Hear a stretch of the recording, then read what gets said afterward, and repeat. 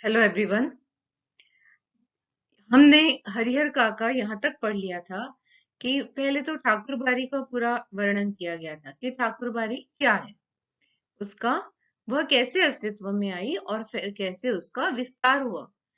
फिर उन्होंने इसके पहले वाले पैराग्राफ में ये बताया था कि हरिहर काका के चार भाई थे, वे खेती करते थे। और हरिहर काका के बारे में थोड़ा बताया था कि वे खेती और किसानी में व्यस्त रहते थे। परिस्थितिवश यानी काम की अधिकता के कारण हरिहर काका ने ठाकुर बाड़ी में जाना बंद कर दिया था। क्यों? क्योंकि उनके भाइयों के परिवार को ही उन्होंने अपना परिवार मान लिया था। उनका अपना कोई परिवार नहीं था, उनकी अपनी कोई संतान नहीं थी। और इस परिस्थितिवश हरिहर काका ने ठाकुर बाड़ी में जाना बंद कर दिया। पहले वे अक्सर ही ठाकुर बाड़ी में जाते थे। मन बहलाने के लिए कभी कभी मैं भी ठाकुर बाड़ी जाता हूँ। यहाँ पर लेखक ने कहा कि वे भी ठाकुर बाड़ी जाते हैं, लेकिन वहां के साधु संत मुझे फूटी आंखें नहीं सुहाते। फूटी आंख न सुहाना इन्हें बिल्कुल भी अच्छे न लगना, क्योंकि लेखक समझदार थे और उन्हें मालूम था कि ये जो साधु हैं सब पाखंडी हैं। काम धाम करने में उनकी कोई रुचि नहीं है। ठाकुर जी को भोग लगाने के नाम पर दोनों जून हलवा पूड़ी खाते हैं, आराम से पड़े रहते हैं। अगर उन्हें कुछ आता है तो सिर्फ बात बनाना। Next paragraph. हरिहर काका चार भाई हैं, सबकी शादी हो चुकी है। हरिहर काका के अलावा सबके बाल बच्चे हैं। बड़े और छोटे भाई के लड़के काफी सयाने हैं। दो की शादियां हो गई हैं, उनमें से एक पढ़ लिख कर शहर में किसी दफ्तर में क्लर्की का काम कर रहा है। लेकिन हरिहर काका की अपनी देह से कोई औलाद नहीं। भाइयों में हरिहर काका का नंबर दूसरा है। औलाद के लिए उन्होंने दो शादियां की, लेकिन उनका कोई भी बच्चा नहीं हुआ। लोगों ने तीसरी शादी करने की सलाह दी, लेकिन अपनी उम्र और धार्मिक संस्कारों की वजह से हरिहर काका ने इनकार कर दिया और वे इत्मीनान से और प्रेम के साथ अपने भाई के परिवार को ही अपना परिवार मानकर रहने लगे। I think we have done up to here. Now next page. Harihar काका के परिवार के पास कुल 60 बीघे खेत हैं। बीघा एक जमीन नापने की इकाई है। और हरिहर काका के पास कितने खेत थे? 60 बीघे खेत। प्रत्येक भाई के हिस्से में 15 बीघे खेत पड़ेंगे। कृषि कार्य पर ये लोग निर्भर हैं, शायद इसलिए अभी तक संयुक्त परिवार में रहते आ रहे हैं। इन्हें यह इनका संयुक्त परिवार इसलिए अभी तक टिका हुआ है क्योंकि ये कृषि कार्य करते हैं। क्योंकि एक बड़ी जमीन पर कृषि करने में ज्यादा आमदनी होती है, न कि उसे छोटे छोटे टुकड़ों में बांटने के बाद। हरिहर काका के तीन भाइयों ने अपनी पत्नियों को यह सीख दी थी कि हरिहर काका की अच्छी तरह सेवा करें, समय पर उन्हें नाश्ता खाना दे, किसी भी बात की तकलीफ न होने दे। इन भाइयों की तरफ से कोई गलती नहीं थी, क्योंकि उन्होंने अपनी पत्नियों को एक हिदायत देकर रखी थी कि उन्हें हरिहर काका का बहुत अच्छे से ध्यान रखना है, उन्हें नाश्ता खाना सब अच्छे से और समय पर देना है और उनकी सेवा करनी है। उन्हें कुछ भी तकलीफ नहीं होना चाहिए। कुछ दिनों तक वे हरिहर काका की खोज खबर लेती रहीं। फिर उन्हें कौन पूछने वाला। ठहर चौका लगाकर पंखा झलते हुए अपने मर्दों को अच्छे अच्छे व्यंजन खिलाती और हरिहर काका के सामने तो बची कुची चीजें ही आती। यानी उनकी जो पत्नियां थी, भाइयों की जो पत्नियां थी, उन्होंने थोड़े दिनों तक हरिहर काका का ध्यान रखा, उनकी सेवा की, उन्हें अच्छा नाश्ता और खाना दिया, लेकिन बाद में उन्हें कोई पूछता नहीं था। ठहर चौका लगाकर यानी जो चौकी लगाकर खाना खिलाया जाता है। चौकी यानी एक छोटा सा, जिसको हम कह सकते हैं चौरंग, छोटा सा एक स्टूल होता है जिसके ऊपर थाली रखकर खाना खाया जाता था। पंखा जलते हुए वे अपने पतियों को तो अच्छे व्यंजन खिलाती, लेकिन हरिहर काका के जो सामने बची कुची चीजें ही आती। कभी कभी तो हरिहर काका को रूखा सूखा खाकर ही संतोष करना पड़ता था। इन्हें उनकी जो पत्नियां थी वह हरिहर काका का बिल्कुल ध्यान नहीं रखती थी, उन्हें बचा कुचा और रूखा सूखा भोजन देती थी। अगर कभी हरिहर काका की तबीयत खराब हो जाती तो वे मुसीबत में पड़ जाते। इतने बड़े परिवार के रहते हुए भी कोई उन्हें पानी देने वाला भी नहीं होता। तो ये इसलिए हुआ क्योंकि हरिहर काका का अपना परिवार नहीं था। जो उनकी भाइयों की पत्नियां थी वे अपने अपने परिवार का तो बहुत अच्छे से ख्याल रखती थी, लेकिन हरिहर काका का बिल्कुल भी ध्यान नहीं रखती थी उनका, उन्हें नजरअंदाज करने लगे थे। और यदि वे बीमार पड़े तो उनकी तो बहुत ही हालत खराब हो जाती, क्योंकि उनके उन्हें पानी देने वाला भी कोई नहीं रहता। सभी अपने कामों में इतने मशगूल रहते, बच्चे या तो पढ़ लिख रहे होते या धमाचौकड़ी मचाते रहते, मर्द खेतों पर गए रहते, औरतें हाल पूछने भी नहीं आती। दालान के कमरे में अकेले पड़े काका को स्वयं उठकर अपनी जरूरतें पूरी करनी पड़ती थी। इन्हें बीमारी के वक्त भी उनकी सेवा करने के लिए कोई नहीं आता, स्वयं उठकर ही वे अपना काम करते थे। ऐसे वक्त पर अपनी पत्नियों को याद कर करके हरिहर काका की आंखें भर आती। तब उन्हें लगता कि यदि उनका अपना परिवार होता तो उनकी यह दशा नहीं होती। भाइयों के परिवार के प्रति मोह भंग की शुरुआत इन्हीं क्षणों में हुई थी।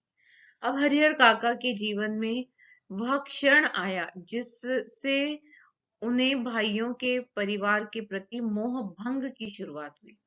यानी जिन भाइयों के परिवार को उन्होंने अपना माना, उन परिवारों से उनका मोह भंग इस घटना के बाद शुरू हुआ। एक दिन तो विस्फोट ही हो गया। उस दिन हरिहर काका की सहन शक्ति जवाब दे गई।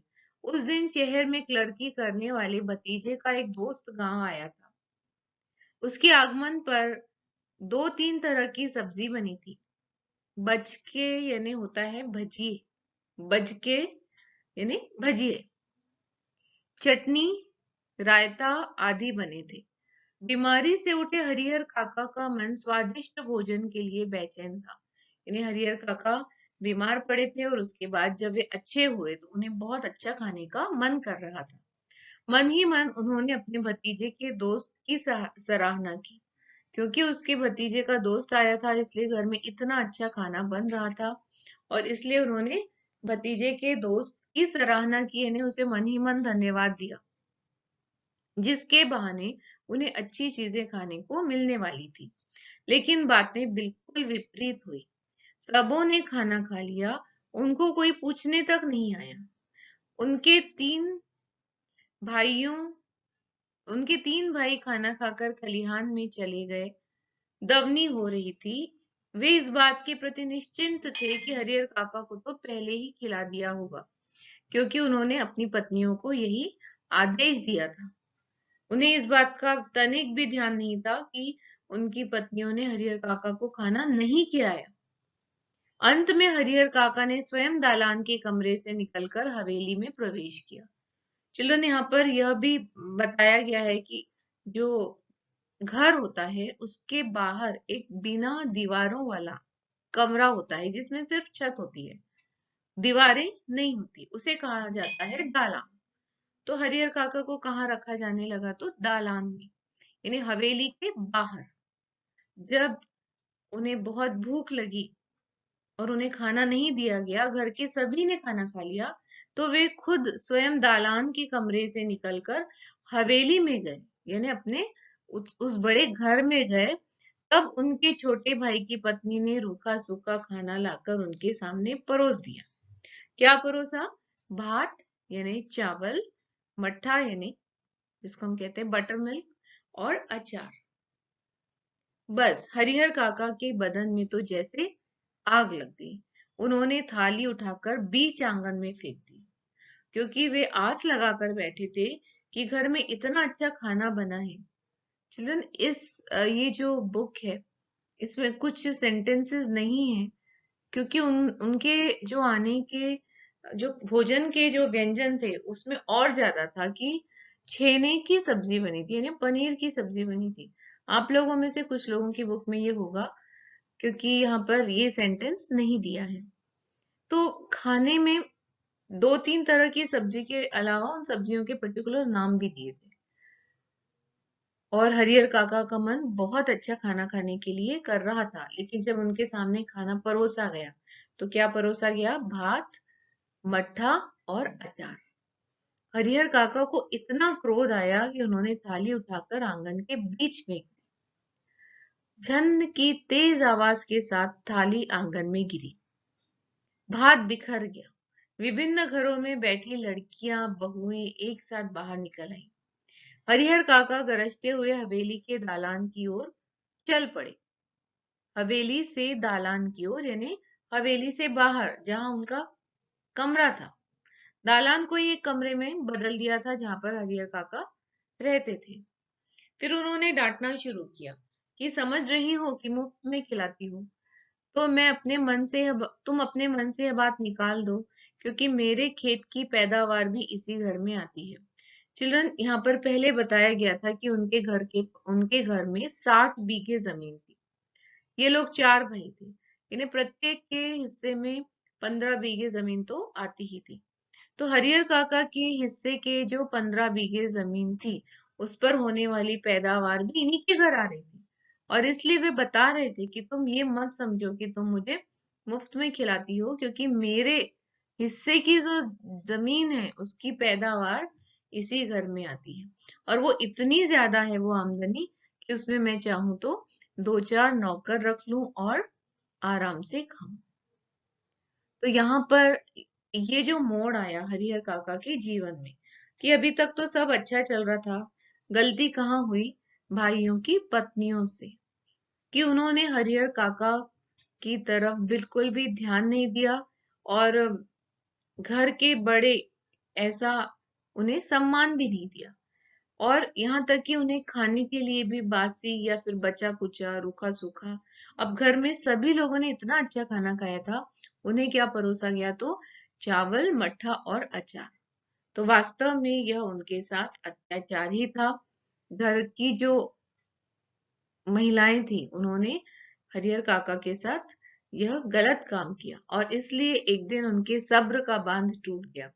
उन्हें जब ऐसा खाना परोसा तो उन्होंने थाली उठाकर फेंक दी और आंगन में तेज आवाज के साथ वो थाली गिरी। पूरा खाना बिखर गया।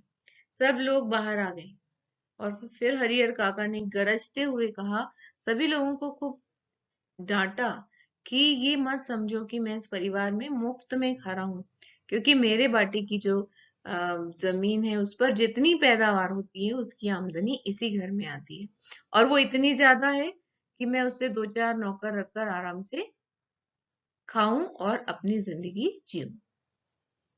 Children, we will continue it.